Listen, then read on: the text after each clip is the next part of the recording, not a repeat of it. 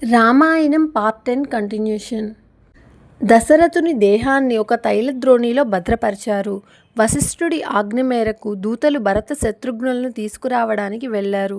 7 రోజులు ప్రయాణం చేసి 8వ నాడు అయోధ్యకు చేరుకున్నారు భరత శత్రుఘ్నులు. తండ్రి మరణానికి తల్లడిల్లాడు భరతుడు. తండ్రి అంత్యక్రియలను భరతుడు నిర్వహించాడు. శ్రీరామ వనవాస విషయంలో తల్లిని తప్పుపట్టాడు భరతుడు. మందరును చంపడానికి ఉద్యుక్తుడైన శత్రుఘ్నుడు భరతుని మాట విని విరమించుకున్నాడు. మంత్రులు భరతుణ్ణి రాజ్యాధికారం చేపట్టమన్నారు. కానీ భరతుడు అంగీకరించలేదు. పెద్దవాడైన శ్రీరాముడే రాజు కావాలి. ఆయనకు బదులు నేను 14 సంవత్సరాలు వనవాసం చేస్తాను. చతురంగ బలాలను సిద్ధపరచండి. నేను వెళ్ళి శ్రీరాముణ్ణి అయోధ్యకు తీసుకువస్తాను అని తెలిపాడు. భరతుడు అయోధ్య వాసులతో కూడి బయలుదేరాడు. శృంగి బేరపురం చేరాడు. గుహుని భరతుని అంతర్యం తెలియక యుద్ధ సన్నద్ధుడయ్యాడు. తీరా విషయం తెలిసాక ఎదురు వెళ్ళి భరతుణ్ణి ఆహ్వానించాడు. గుహుని సహకారంతో భరద్వాజాశ్రమం చేరుకున్నాడు భరతుడు. మహర్షి సత్కారాలనంది చిత్రకూటం వైపు ప్రయాణించారు. అడవిలో మృగాల అలజడి మొదలైంది. కారణమేమిటో చూడమన్నాడు లక్ష్మణునితో శ్రీరాముడు. వెంటనే లక్ష్మణుడు ఒక పెద్ద మద్ది చెట్టు ఎక్కాడు. విషయం అర్థమైంది. చెట్టు దిగి శ్రీరాముని వద్దకు వచ్చాడు. భరతుడు దుర్బుద్ధితో ససైన్యంగా వస్తున్నాడు. మన ధనుర్బాణాలను సిద్ధం చేద్దామన్నాడు లక్ష్మణుడు. శ్రీరాముడు లక్ష్మణుని ఆలోచనలో పొరపాటు ఉందని చెప్పాడు.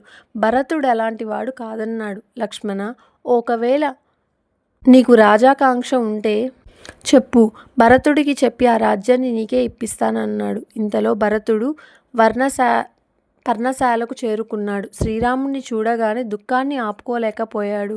శత్రుఘ్నుడు శ్రీరాముని పాదాల మీద పడ్డాడు. శ్రీరాముని కళ్ళ నుంచి అశ్రుధారలు కురిశాయి. కొంతసేపటికి తేరుకున్నారు. భరతుణ్ణి కుశల ప్రశ్నలు వేశాడు. ప్రసంగవశాత్తు రాజనీతి ధర్మాలను బోధించాడు. శ్రీరాముడు తండ్రి మరణవార్త విని విలపించాడు.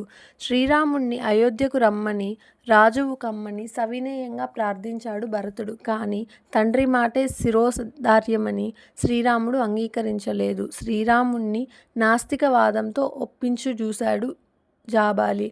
ఇతడు దశరథుని పురోహితుడు.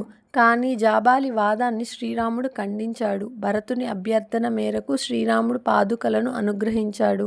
అప్పుడు భరతుడు, అన్నా, ఈ పాదుకల మీదనే రాజ్యభారాన్ని ఉంచుతాను. ఈ 14 సంవత్సరాలు నేను కూడా జటలను ధరించి నారచీరలు కట్టి వనవాస నియమాలతో నగర వెలుపల ఉంటాను. 14వ సంవత్సరం కాగానే నీ దర్శనం కాకుంటే అగ్ని ప్రవేశం చేస్తానన్నాడు.